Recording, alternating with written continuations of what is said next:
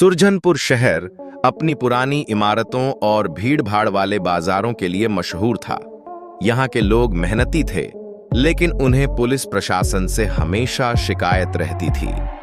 Police चौकियों का हाल इतना खराब था कि लोग शिकायत दर्ज कराने से पहले 100 बार सोचते थे। इसी दौरान राज्य सरकार ने यहाँ नई जिलाधिकारी की नियुक्ति की। उनका नाम था अनामिका सिंह।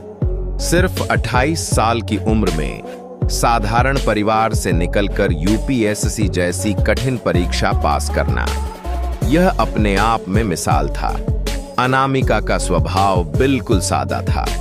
वे रौब झाड़ने वाली अफसर नहीं थीं, बल्कि जनता की समस्याओं को अपनी समस्या मानती थीं। डीएम पद संभालने के कुछ ही दिनों बाद उन्हें लगातार शिकायतें मिलने लगीं, खासकर बाजार चौकी के बारे में। लोग कहते थे, वहां इंस्पेक्टर रणवीर यादव सिर्फ रौब झाड़ता है, गरीबों की कोई सुनवाई नहीं होती। अनामिका ने तय किया कि वह चौकी का निरीक्षण करेंगी, लेकिन यह निरीक्षण सामान्य नहीं होगा। वह वर्दी और गाड़ियों के काफिले के साथ नहीं जाएंगी, बल्कि बिल्कुल आम लड़की की तरह जाएंगी। सुबह का समय था। उन्होंने साधारण सलवार कुर्ता पहना, हल्की चप्पलें डालीं और पर्स लेकर घर से निकलीं। सरकारी गाड़ी की जगह उन्होंने रिक्शा पकड़ा।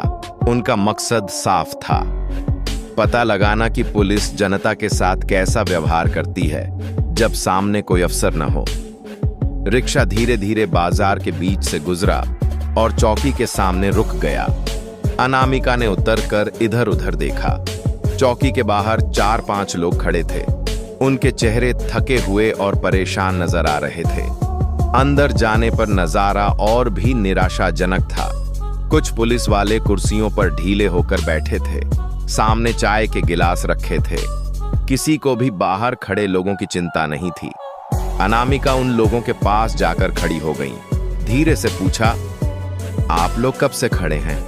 एक बूढ़ा किसान बोला, मैडम 2 घंटे हो गए, लेकिन हमारी रिपोर्ट कोई नहीं लिख रहा। अनामिका का दिल भर आया। उन्होंने चौकी के अंदर कदम रखा और सीधे इंस्पेक्टर रणवीर के पास पहुंची। रणवीर की उम्र करीब 40 साल थी। चेहरे पर अकड़, आवाज में रोब और आंखों में घमंड साफ झलक रहा था। अनामिका ने सामान्य लहजे में कहा, इन्हें घंटों से खड़ा रखा गया है, इनकी रिपोर्ट क्यों नहीं लिखी जा रही? रणवीर ने ऊपर से नीचे तक उन्हें देखा। साधारण कपड़ों में खड़ी यह लड़की उसे आम नागरिक लगी। उसने तेवर दिखाते हुए कहा, अरे बहन जी, आपको क्या मतलब? यहां पुलिस का काम हम जानते हैं, आप बीच में मत पड़ो। अनामिका ने शांति से उत्तर दिया, लेकिन जब इंसाफ नहीं हो रहा तो सवाल करना जरूरी है। रणवीर अब भड़क उठा। वह कुर्सी से उठते हुए बोला, बहुत हो गया, यहां भाषण देने मत आओ। ज्यादा दिमाग दिखाओगी तो लॉकअप में डाल दूंगा। चौकी में मौजूद लोग सहम गए। सबकी नजरें अब इस टकराव पर थीं। अनामिका ने दृढ़ स्वर में कहा, आपको जनता से ऐसे बात नहीं करनी चाहिए। आप कानून के रखवाले हैं, गुंडे नहीं।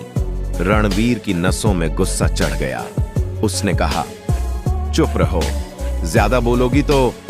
और अगले ही पल उसने अपना हाथ उठाया और अनामिका के गाल पर एक तेज थप्पड़ मार दिया।